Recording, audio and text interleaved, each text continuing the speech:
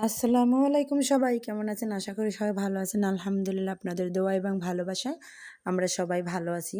তারপরে আমি একটু অসুস্থ, আমার জন্য সবাই দোয়া করবেন। চলে যাচ্ছি খুলনার উদ্দেশ্যে রওনা হলাম।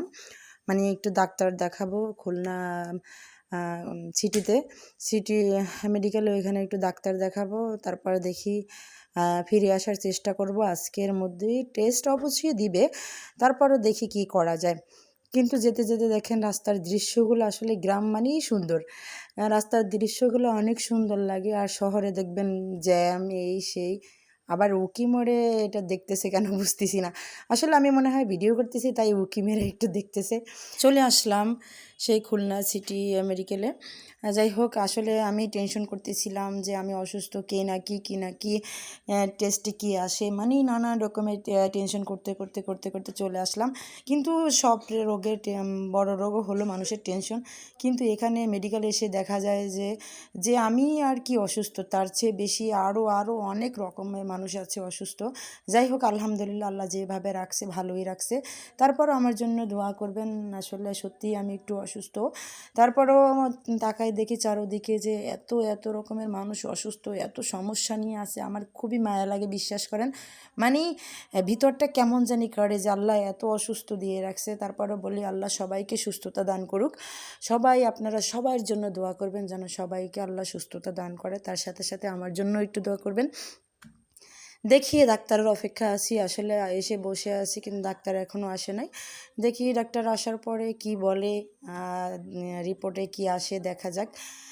দেখা যাক, কিন্তু মনের ভিতর অন্যরকম একটা ভয়ে কাজ করতেছে আসলে যে কি না কি হয়। আর কখন আসবে, কখন দেখাবো, কখন বাড়িতে যাব, মানে বাড়ি তো অনেক দূরে। যাই হোক তারপরও আমি খুলনা এইভাবে কখনো আসা হয়নি। তাই তো আমার সাথে করে ভাবিকে নিয়ে আসলাম, মানে আমার বড় ভাবি, চাচাতো ভাইয়ের বউ সবার বড়, ওনাকে নিয়ে আসলাম। না হয় একা একা তো বোর হয়ে যেতাম। এই যে আমরা টেস্ট করে টরে ডাক্তার দেখানোর পর রওনা দিলাম। দেখেন এইখানের দৃশ্যগুলো আসলেই সুন্দর লাগতেছে। মানে মাগরিব আজানের পরপরই মানে একবারে অন্ধকারও হয় নাই আর আলোও না, এরকম টাইমটা আসলে দেখতে খুবই ভালো লাগে।